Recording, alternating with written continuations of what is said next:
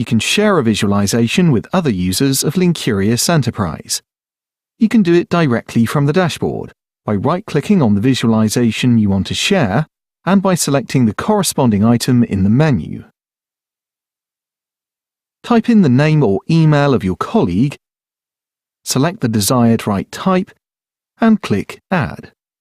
The second way to share a visualization is to do it directly from the workspace. After saving your visualization, you can access a share item from the main menu. Type in the name or email of your colleague, select the desired right type, and click Add. You can also export the data in your current visualization in different formats using the Export option. From the main menu, select Export to open the panel, then select one of the formats on the left and click on Download. You will get a file with all the data from the visualization in the chosen format.